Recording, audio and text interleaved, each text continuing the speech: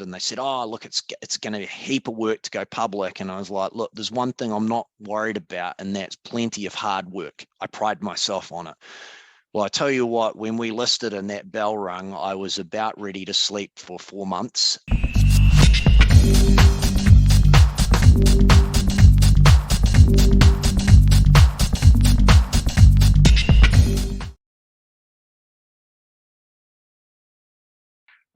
Kia ora team, Richard Liu here, editor at nzentrepreneur.co.nz, and today I'm delighted to be joined by Nick Lissette.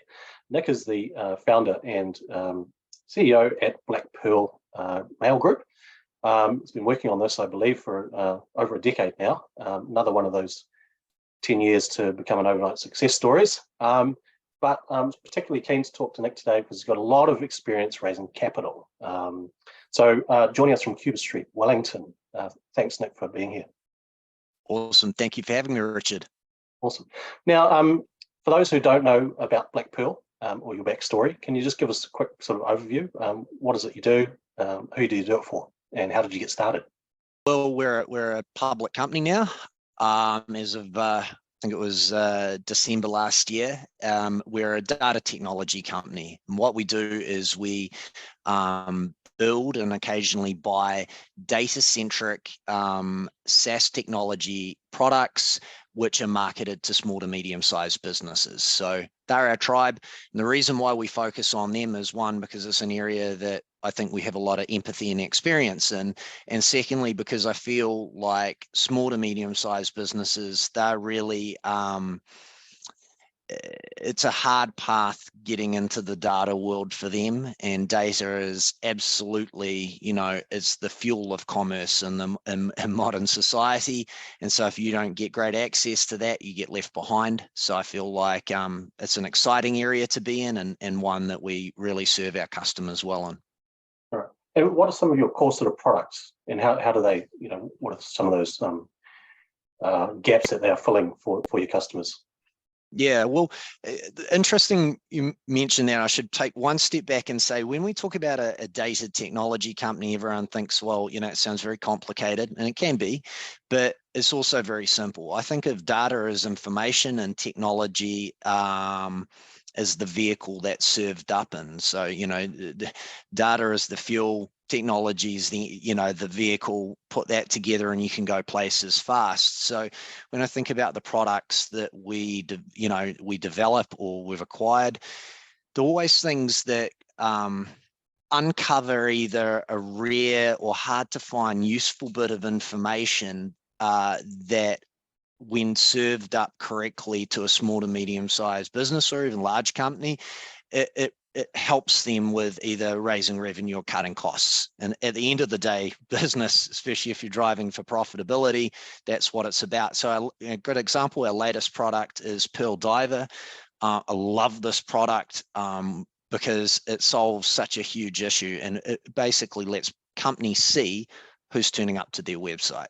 So it's amazing because you can see exactly the first name, last name, email address, job title, contact information of all the people turning up to your website. Why that's important is because you completely stop small businesses' reliance on pay-to-play marketing to convert interest into business. So that's a good example of us finding a bit of information that was out there, like, hey, who's looking at your website, serving it up in a very simple and affordable package, and thus, businesses can kind of grow revenue and not have to keep forking out big bucks to Zuckerberg and his mates. What people may not know is you had a startup before that, right? And sort of learning the ropes, if you like, or was that.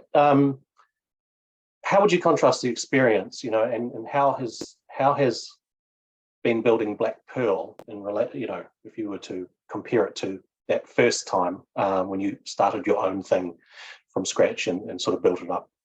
It's always the same, and it's different at the same time. So I actually started my first company at 24, and you can see the grays on the side, man. I'm not 24 anymore. So yeah, it was 20 years ago. The first company I actually started, I took over an old telecom dealership that wasn't working for $1. I thought, what a fantastic bargain. You know, I've got staff and offices and licenses to sell some, you know, telecom technology. You know, I'm in business, I'm living my dream. Which was all great until the first, you know, paychecks were due. And you learn the hard way about, you know, bootstrapping and cash and all that. And, you know, so that was, I guess, my first experience into business. I literally just jumped in the deep end of the pool. I knew I was going to get my ass kicked. I knew enough to know that it was going to hurt, but I knew if I didn't do it, I wasn't going to learn. And, you know, when you're as ugly and stupid as me, your employment opportunities are rather slim, Richard. So, you know, you have to go and start your own business. Otherwise, I wouldn't have gone anywhere. So, and then Blackpearl is obviously kind of similar, where you start off, it's scary, you're risking a lot, but I'd learned a lot, you know, in the kind of, I think the 10 years from my first company to when I started Blackpearl Group. The previous company I'd sold was a anti-spam sort of cloud security business. So I'd kind of developed a lot of expertise in cloud email. And what I saw over that period is that there was this hidden treasure trove of information in emails, not the content, at server level and how people are engaging with emails. And I thought, this is fascinating. It really gives businesses an insight to how people are engaging with their number one form of communication. And so that was really the premise for kicking off Blackpearl, is can we make people's number one form of business communication more effective by giving them visibility over how people are interacting with it and making it you know, more effective communication channel. And that was sort of the hub of what kicked everything off. And we started collecting that data, and we've gone on from there. Can I ask you about the funding sort of activities for Blackpearl? You know, last year, as you pointed out in December, you listed on the NZX, I think one of only 2 companies in the whole year that went to IPO here. I'm not even sure if there's been any this first half of 23. So kind of a rare thing in and of itself at the moment. And then you have just recently completed another placement, or a private placement. And I think it was about 1.6 million worth of 2.2 mil is what was raised. Yep. Okay, awesome. And that is going to be used for the continuing development of your Pearl Diver product, my understanding. So firstly, talk us through the listing process. I'm assuming that was your first time. And then can you tell us a bit more about what, you know, the mechanics, I suppose, or the reasoning behind a further sort of private placement, you know, some 6 months later? Sure. So yeah, it was definitely my first time taking company public, but it wasn't my business partner and chairman, Tim Crown. You know, he's the founder and current chairman of NASDAQ listed Fortune 500 company, Insight Enterprises. He's, I think, taken 2 other companies public as well. I could be wrong. So I think we're either his 3rd or 4th. So it wasn't his first rodeo, but it was mine. There is a huge amount of work.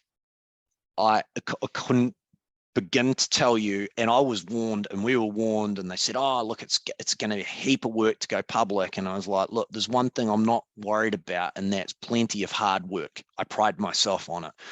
Well, I tell you what, when we listed and that bell rung, I was about ready to sleep for 4 months. My CFO, Karen, she was wrecked. You know, it's just so much work. Yeah, but you know, you got to do all that hard work to get on the platform, and when you're on that platform, there's a lot of learning, but also a lot more opportunity there. And a great example of that, you talked about the private placement. So a private placement, for those that don't know, and I certainly didn't know until we started, there's a couple of ways of obviously bringing capital into a public company, and there's a lot more rules and regulations than when you're doing it privately. But a private placement is, in my opinion, the most similar to what I think most entrepreneurs are familiar with, which is where you are approaching a set of qualified investors. In this case, they have to be wholesale investors or accredited investors. Again, in plain English, that means like they're a high net worth individual that has enough experience in investment. So you're not going to, inverted commas, Mars and Pars and, and what they used to say, friends, fools, and family to pass the cap round. There's a higher caliber of investor, but the process is relatively similar. The challenges in a private placement, especially if you're kind of like an early stage private company like us, is that you're not really giving any information to anyone that isn't in the market, or any information that is given to them, they're signing off on. They can't trade, they can't do anything until it's cleansed, until you're communicating for that. So you're kind of going and raising money, not giving forward projections, not doing, like all these sort of things that you're probably really used to doing. And in saying that, we actually had a really very successful private placement. I don't know if too many companies are getting oversubscribed in rounds these days. We were actually 80% subscribed within 48 hours of opening the round. And the reason it took us a while to shut is because we were actually trying to accommodate all our existing shareholders and making sure that everyone had their opportunity to contribute. So we're kind of booting people out. It was a very foreign experience for me, because I'm like, no, we'll take everything, but there's hard caps, with a private placement, you can only issue up to 15% of your stock on issues. So there was obviously a ceiling there. So it took a bit of moving around, but it came out really well.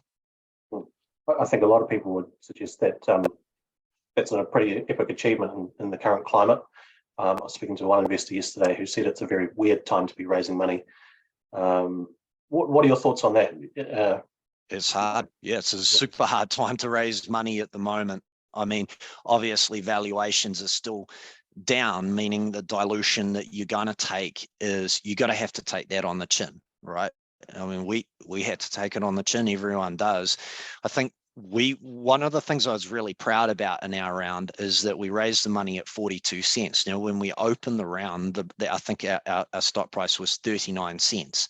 So if you think about most public companies that are going out to raise money will be offering a discount, 8, 10, 15% discount if you're really, desperate. It could be higher, right, off the stock, off the kind of the VWAP or whatever you decide your price is. We went in what for the board derived as deemed to be the kind of the average for the year to date, but that was higher than where the price was. So we didn't discount and we raised that money. Why I think we did a good job of doing it and did it quickly is, one, because we've done the work to get onto a public platform. People are a lot more happy to give you money as a public company because they can sell if they're not happy with your performance or what you're doing. Or they need to for whatever other reasons are happening in life. So there's more liquidity there. But secondly, because the magic thing in this day and age is profitability. And especially in technology industry, there's just been this huge shift from growth at all costs, which is sort of like the mantra which Xero came out to the market with and actually educated the market with, and then everyone got behind, and it was like, hey, don't worry about profitability. We've just got to get as many customers, as much revenue as possible, grow, even though you're burning cash. And that changed last year. I think, it was pretty much a hard stop in March, may have been the day, pretty much the day in March you can trace it to. And then everything flipped. Like it was other industries before that, then technology, and it was like profitability. And so while we're in a good situation is because we have a very, you don't have to be a mathematical whiz to do a napkin math on the fact to how much new annual recurring revenue we're bringing in per month, where our costs are at, and think, oh, there's a direct line to profitability. So even though we're not giving forward forecasts, it's pretty easy for anyone with publicly available information to see where we're heading.